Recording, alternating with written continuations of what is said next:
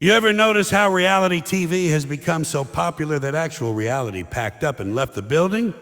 Yeah, folks, real life looked at the Kardashians, the Love Islands, and all those house-flipping geniuses and said, you know what, I'm out of here. It's a circus out there and the clowns are running the tent. See, back in the day, fiction was supposed to imitate reality.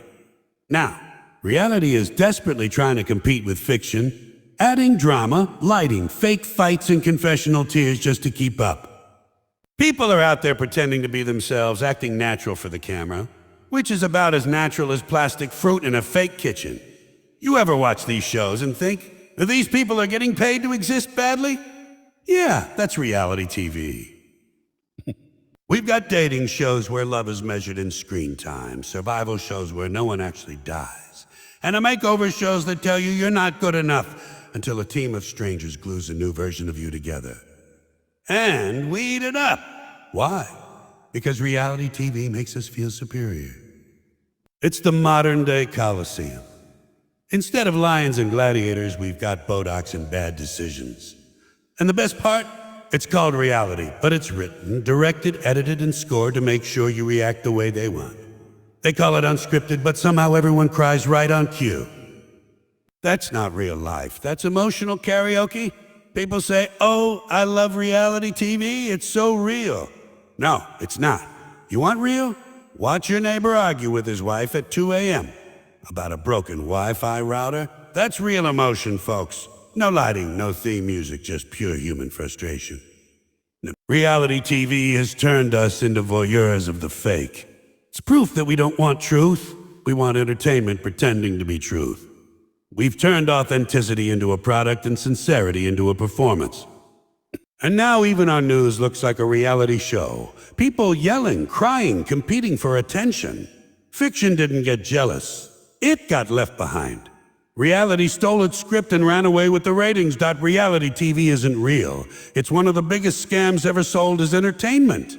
They call it unscripted, but everything you see is planned, cut, and staged to squeeze a reaction out of you. You think those people just wake up beautiful, dramatic, and ready to ruin someone's life on camera? No, there's a team of producers whispering.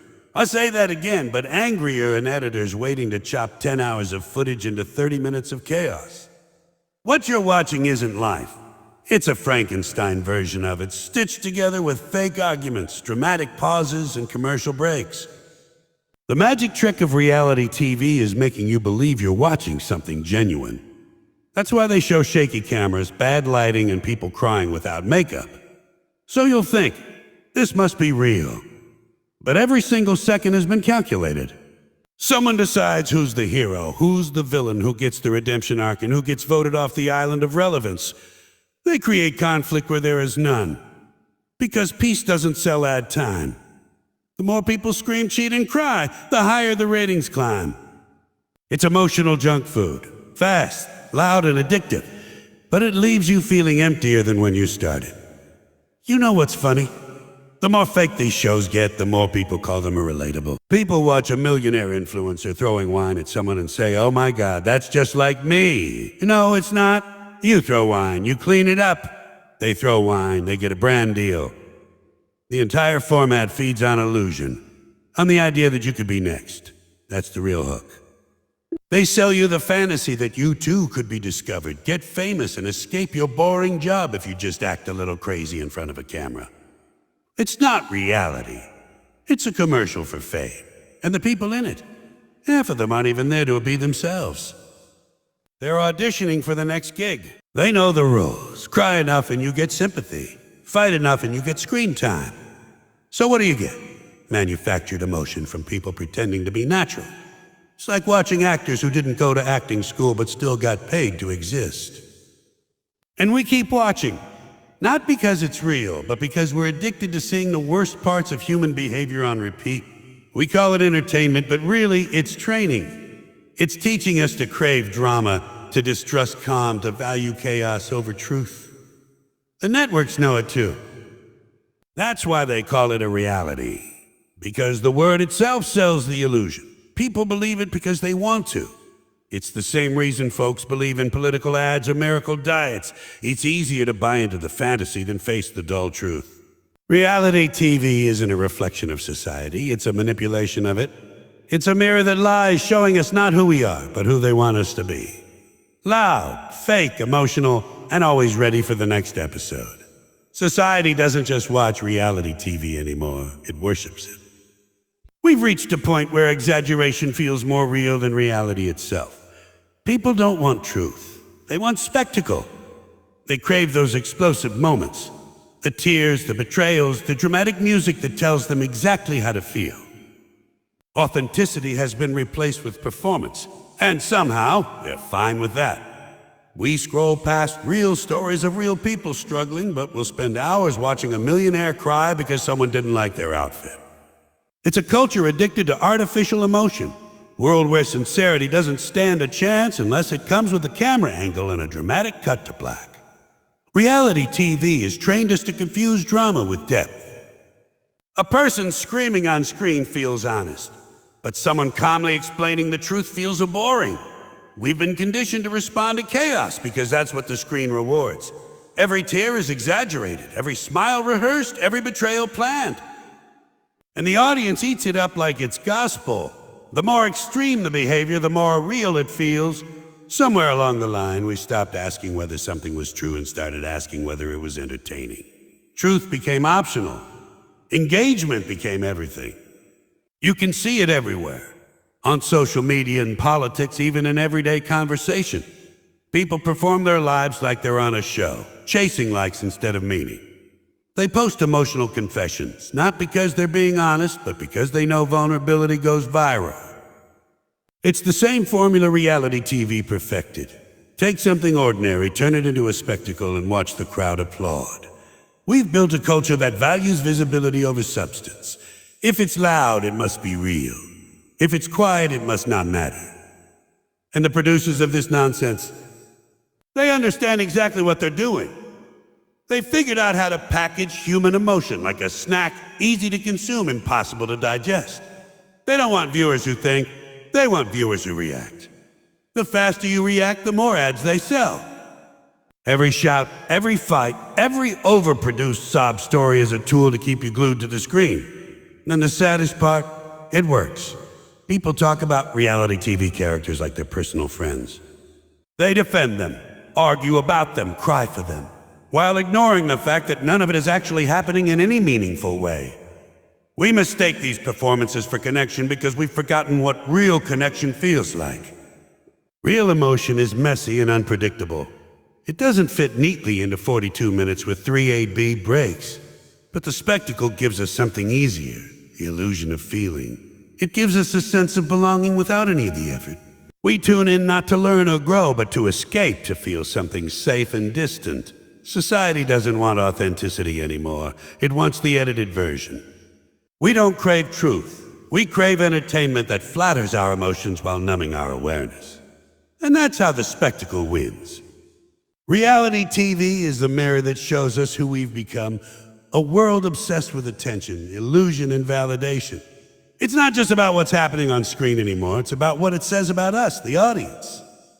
We live in a time where people will do anything to be seen, even if it means being humiliated, edited, or turned into a meme. The line between living and performing has completely disappeared.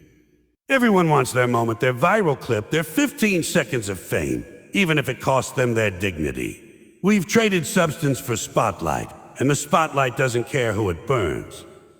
Look at the contestants on these shows.